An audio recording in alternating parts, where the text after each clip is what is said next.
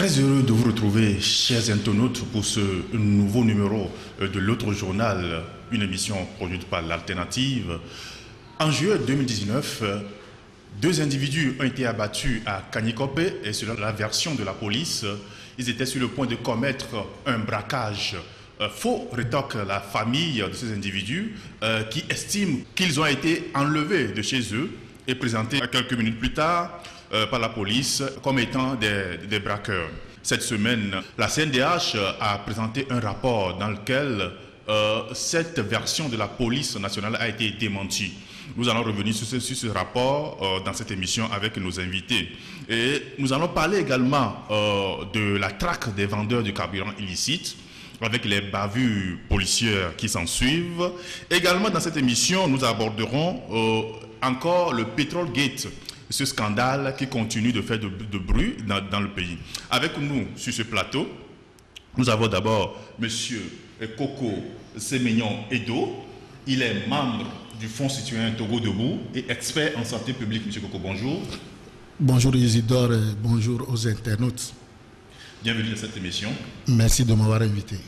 Le second invité, il s'appelle, vous le connaissez déjà, il s'appelle Sokadi Emmanuel. Il est le président de la Ligue des consommateurs du Togo, également membre de la Ligue togolaise des droits de l'homme.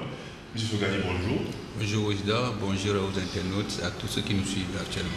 Maintenant, vous êtes habitué dans l'émission L'autre journal. Si, c'est un plaisir pour nous de partager nos points de vue avec les internautes du journal L'Alternative. C'est également un plaisir pour nous à L'Alternative de vous recevoir dans cette émission. D'abord, avant d'aborder tous ces sujets que nous allons évoquer tout à l'heure, nous allons aller sur le plan international, surtout notamment au Mali, avec les derniers événements politiques, ce qui se passe dans ce pays. Aujourd'hui, on peut dire que la CEDEAO est désavouée par le peuple malien, Emmanuel. Oui, je crois que nos amis de la Côte d'Ivoire, nos frères, nos sœurs panafricains du Mali sont en train de donner une bonne leçon à la CEDEAO et qui, pour moi, pensait qu'elle est une institution et qui doit toujours chercher à imposer les propositions qui ne sait d'où elle reçoit ces propositions, le plus souvent de la France, des pays qui sont souterrains, qui financent l'institution et qui dictent les propositions à cette CEDEAO de pouvoir les mettre sur papier et en matière de conflits politiques dans les pays. Vous n'êtes pas sans savoir qu'en 2018, et depuis 2017 jusqu'à 2018, le Togo a été un champ de théâtre pour cette CEDEAO-là qui a envoyé des diplomates qui se sont enrichis au dos du contribuable togolais. Et après, on n'a même pas senti aucune recommandation qui a été mise en œuvre. Et les recommandations ont été mises en œuvre d'une manière en facette. Et le reste est resté sur le banc de touche. Mais aujourd'hui, les pays, bien le Mali, l'imam Itiko a dit dans l'une de ces interventions que nous ne sommes pas un peuple soumis, mais que nous sommes un peuple qui respecte les gens. Et donc, par conséquent, que lui, en tant qu'imam qui est devant cette manifestation du mouvement M5, du 5 juin, qu'il n'est pas là pour chercher à s'enrichir, mais il est là pour le peuple. Et donc, peut-être c'est ce qui aurait manqué à un moment donné à nos leaders politiques au Togo qui, à quelques instants où on a brandi quelques 30 millions, se sont jetés sur ça. Et ça a mené la dislocation de la C14 que le pouvoir redoutait à l'époque. Et donc aujourd'hui, tous les partis politiques, des gens ont pris leur chemin. C'est devenu un langage binaire où si tu n'es pas 0, tu es 1. Et ceux qui sont 1, c'est eux qui disent qu'ils vont maintenir le statu quo. Et aujourd'hui, on constate dans les interventions de la plupart des leaders politiques que, comme si ce n'est pas eux, donc ce ne devait pas être plus personne. Il faut continuer ainsi. Donc c'est une bonne leçon que les leaders de ce mouvement au Mali sont en train de donner à nos leaders politiques. C'est vrai, nous on est des leaders d'opinion, mais on n'est pas leaders politiques. Dans les discussions pareilles, ce sont les responsables des partis politiques qui sont appelés et malheureusement, ils ne profitent pas des opportunités, des leçons d'ailleurs pour pouvoir être tenaces. À l'époque, on ne devait pas arrêter les manifestations. On devait maintenir les manifestations et continuer à dialoguer comme le Mali est en train de le faire.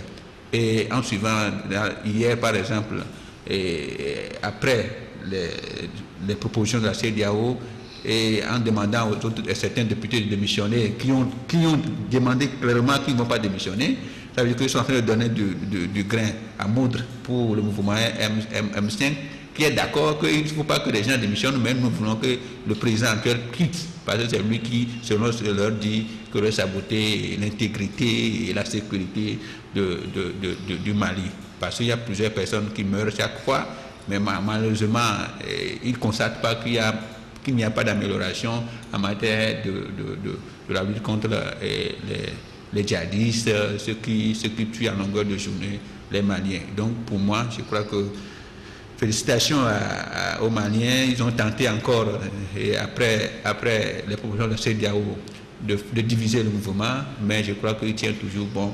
Et nous voulons que cette leçon qu'ils sont en train de donner, que ça puisse inspirer d'un jour à l'autre tous ceux qui sont disposés à accompagner les pays vers la démocratie. Parce que si on ne sait pas faire, la CEDEAO va encore retourner à des pays de dictature 100%, où les gens vont rester au pouvoir pendant des années. Le Togo est en train de le faire.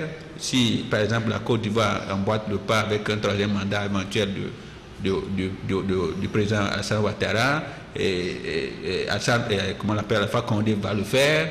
Et éventuellement, si qu'il arrive à maintenir Ibeka au pouvoir, Ibeka dira que moi je vais aussi aller vers la réconciliation, et ils mettent de ces propositions sur la table, et malheureusement que ça n'aboutit à pratiquement à rien. Donc je crois que l'Afrique a beaucoup de choses encore à se reprocher, mais nous les citoyens africains, on doit continuer toujours. Aujourd'hui nous avons la possibilité d'avoir les réseaux sociaux, mais on ne peut pas parler pour qu'on vienne tirer sur nous, c'est vrai, des gens le font, mais si on tire aujourd'hui sur nous, nous allons dire demain, même si on n'est pas là, nos enfants diront que mon papa a été tué parce qu'il était de tel courant de pensée. Il voulait que le Togo puisse être développé, il voulait que les Togolais puissent être respectés en matière de droits sociaux, culturels, économiques, et ces points de vue ne plaisaient pas à ceux qui voulaient le statu quo, c'est pourquoi il a été tué. Il faut que tout le monde joue sa partition. Parce que la vie, elle est très courte.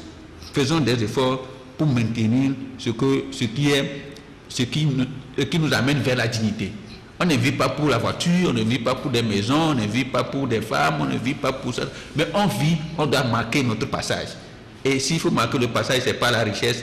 Je suis désolé, il faut que tous les citoyens togolais, il faut que tous les panafricanistes puissent continuer à maintenir la flamme qui est allumée à travers tous les réseaux sociaux, et que le peu de personnes qui continuent à dire qu'il faut le statu quo, en dénigrant ceux qui s'évertuent à ce que la démocratie puisse venir au Togo, en Afrique de l'Ouest et en Afrique, et ils comprendront finalement que ce n'est pas possible que ça puisse être maintenu, le statu quo puisse être maintenu.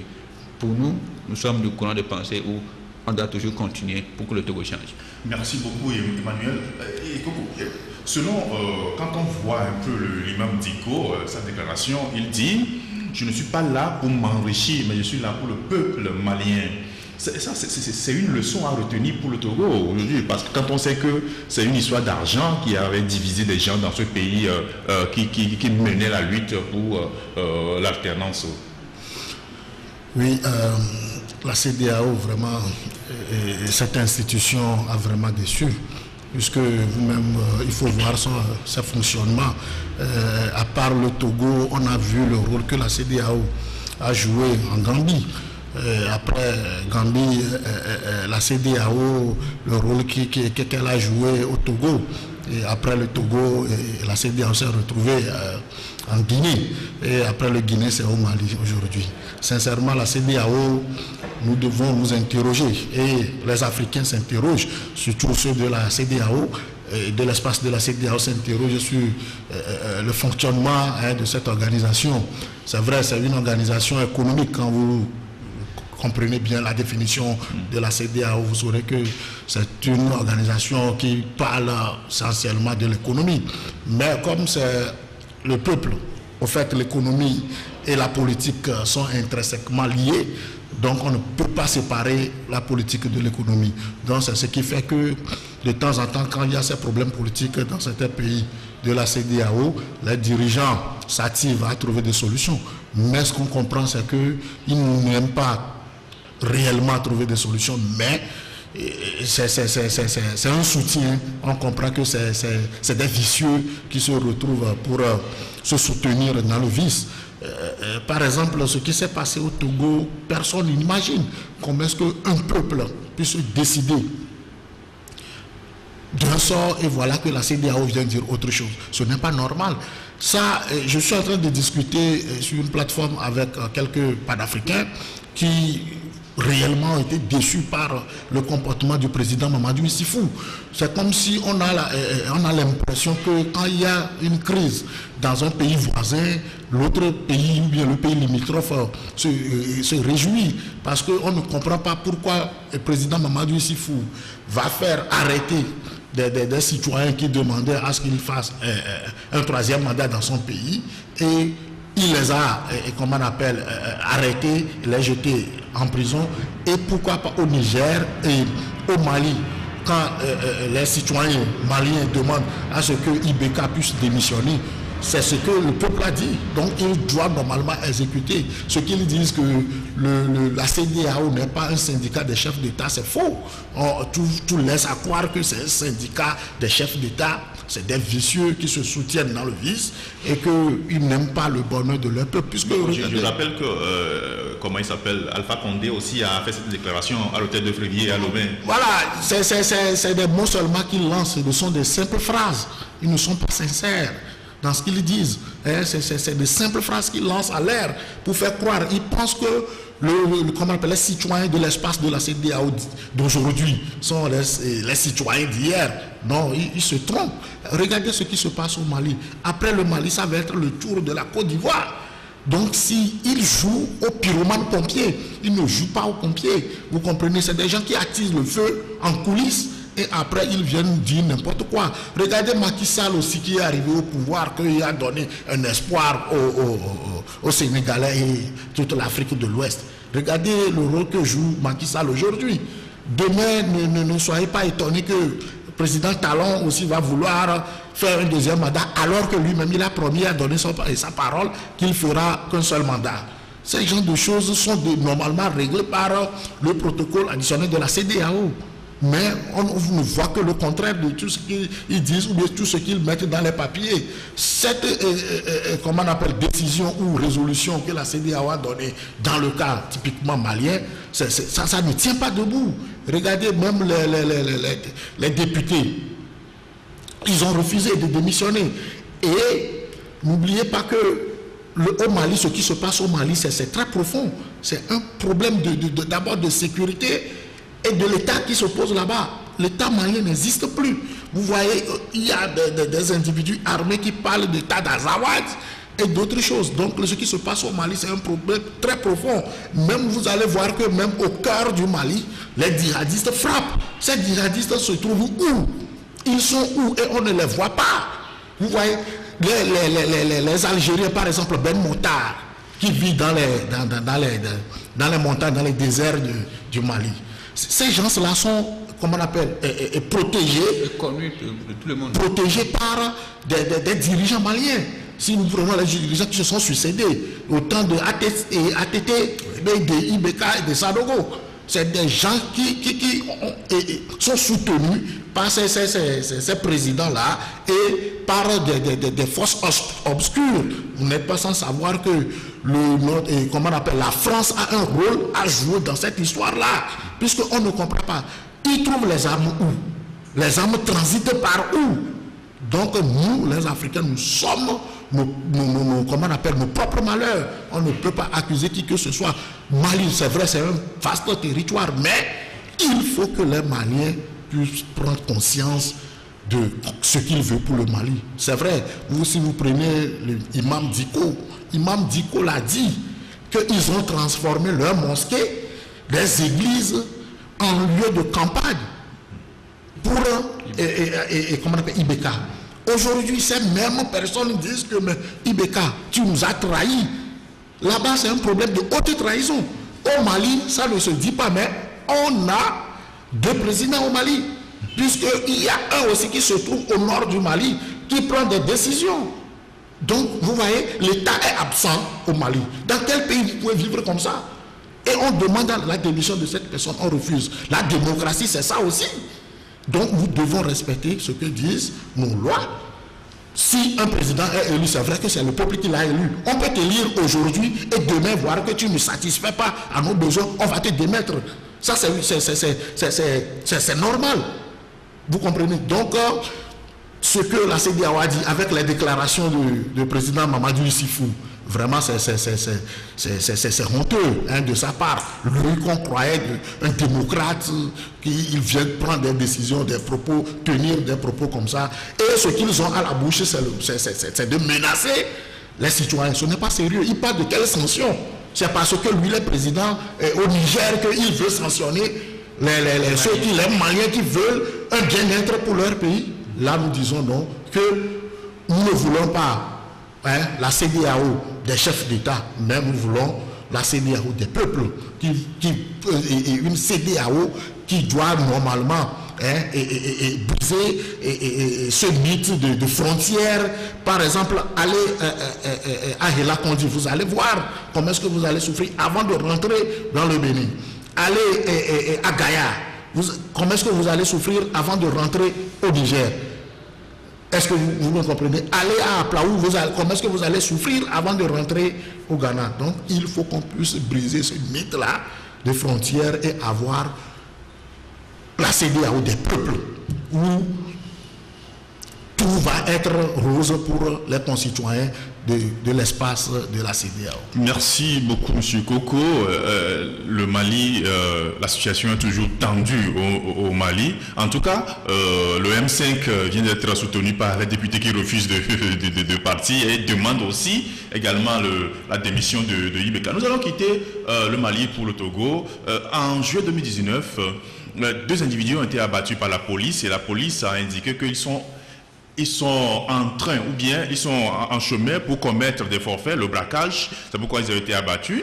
Mais la famille de ces individus avait rétorqué et avait dit faux, que leurs enfants ont été arrachés dans leur maison et ont été abattus quelques heures plus tard dans le quartier Kanyikopé. Mais Emmanuel, en ce moment-là, en ce temps-là, à l'époque, qu'est-ce qu'on vous a dit en tant que défenseur des droits de l'homme quand vous avez mené des enquêtes?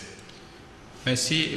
Au fait, particulièrement pour ces dossiers, moi je voudrais me réjouir et parce que c'est en train de donner une leçon à nos détracteurs.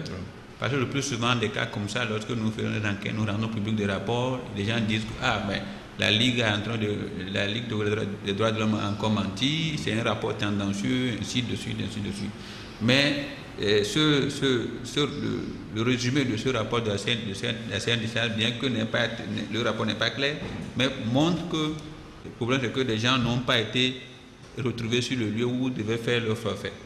Et qu'ils ont été enlevés la veille et que le lendemain matin, on a appris qu'ils ont été tués et que la gendarmerie ou bien les agents de force de sécurité ont animé une conférence pour dire qu'ils étaient en train de commettre des forfaits. Donc, ça veut dire que à ce niveau, la gendarmerie, bien les agents qui ont fait le travail ont menti. Ont menti. Alors que, donc ça veut dire que c'est l'État qui a menti. Puisqu'ils représentent l'État à ce niveau en matière de la sécurité. Donc l'État a menti et l'État doit être tenu responsable. À l'époque, lorsque nous avons fait des investigations, c'est la même version que les familles nous ont donnée. Ils ont dit, mais nous, nos enfants ont été enlevés et ils nous ont dit que nous on été enlevés, on ne sait pas d'où on les a amenés. Et après, on nous dit que ces personnes-là sont en train d'aller commettre des forfaits bien volés, comme un langage vulgaire, et qu'on puisse les tuer à balles réelles. D'abord, même si vous arrêtez un voleur, les agents de force de sécurité sont formés pour ça. La première des choses, ce n'est pas de les tuer, mais de les maîtriser. Il y a des outils, des techniques on peut maîtriser les personnes, soit tirer, comment on l'appelle, dans les pieds, pour que les personnes ne puissent pas fuir. Ou bien il y a d'autres techniques qu'eux-mêmes connaissent mieux et qui sont des méthodes conventionnelles utilisées partout. Mais pourquoi ils n'ont pas utilisé ces méthodes-là pour maîtriser ces malfrats dont ils connaissent? Mais aujourd'hui, il est clair, par rapport à ce que nous avons dit dans nos rapports, que les personnes ont été vraiment tuées et qui ont été enlevées, que la famille, la tête de la famille est confirmée par le rapport de la Commission nationale des droits de l'homme. Maintenant, ce que nous, on doit conseiller aux familles, c'est de leur dire de se rapprocher des organisations de droits de l'homme que nous sommes pour les assister à déposer une plainte formelle. Parce que le rapport de la CNDH aussi est un document de preuve pour prouver leur thèse de départ. Maintenant, lorsqu'ils déposent une plainte formelle, qu'on le veuille ou pas, même si la justice n'est pas indépendante pour statuer sur pour prononcer un bon jugement sur le dossier, quel que soit le temps qui va couler, la justice sera rendue un jour.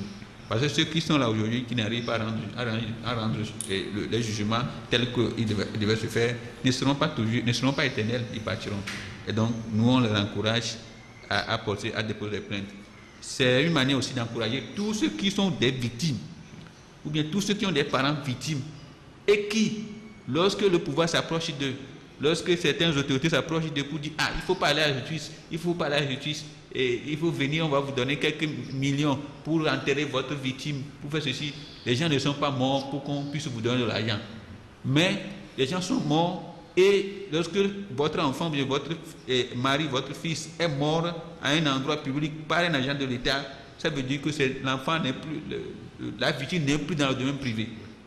C'est revenu dans le domaine public. Ça concerne tout Togolais. Et donc, pour qu'on puisse dire quelle est la décision finale qui doit être rendue, il faudrait qu'on aille à la justice.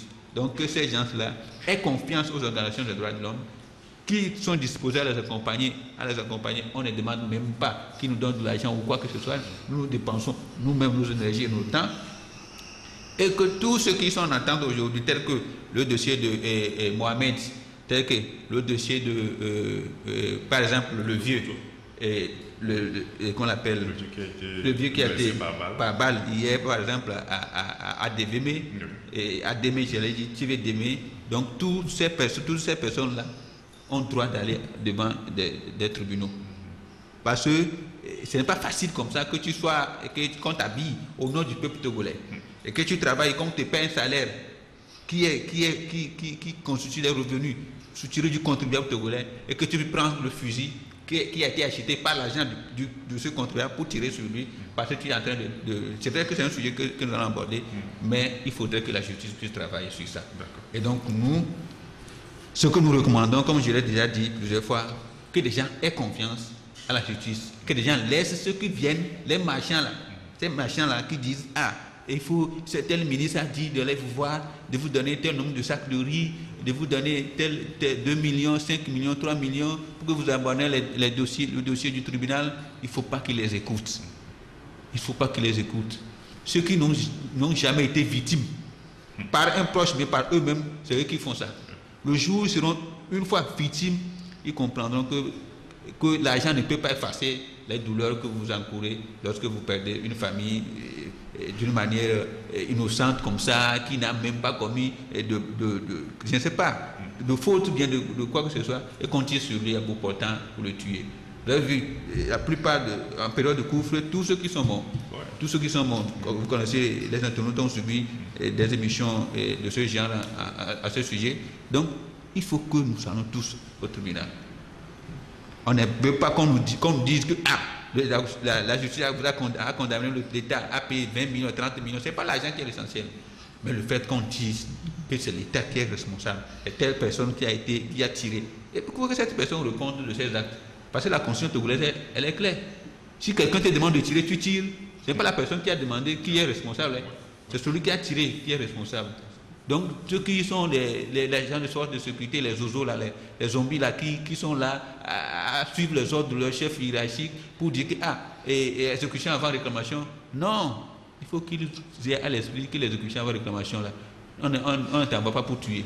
Parce que toi, si on te tuait, on dirait exécution avant réclamation, tu allais continuer à réclamer après ce que tu es en train de faire. Les gens le font pour avoir des galons, pour être promus dans les postes supérieurs, des postes de responsabilité supérieure, mais ce n'est pas ça la vie. La vie ne se limite pas par là. Donc je les invite à beaucoup de réflexion, à garder la dignité humaine que Dieu leur a donnée, et en ayant à l'esprit que lorsque je tue mon prochain, je suis en train de me tuer, parce que si on me faisait autant, qu'est-ce que j'allais dire? Parce que Emmanuel Kant a dit, avant de poser un acte, il faut se poser la question de savoir si tout le monde en faisait autant. Donc si tout le monde prenait des fusils et tirait à bout portant partout comme ça, combien de Togolais allaient rester à vie? Parce que nos garnisons sont remplies de fusils. Okay? Mais si tout le monde en prenait, oui, tous ceux qui ont des fusils sur eux en tiraient comme ils voulaient le faire. Regardez quel Togo on allait laisser à nos enfants, à nos progénitures. Ce serait très dommage. Merci beaucoup, Emmanuel. Coco, une institution de l'État, hein, la police nationale, hein, qui a commis un tel acte et qui revient dire aux gens que ces individus, hein, informe l'opinion nationale que ces individus allaient commettre un forfait, un braquage, mais contredit par la famille. Est-ce qu'aujourd'hui, on peut avoir encore confiance à ces institutions-là, étant donné que ce sont les institutions de la République? Et votre réponse, regardez votre réponse, nous allons revenir à marquer une pause pour avoir cette réponse-là. À tout à l'heure.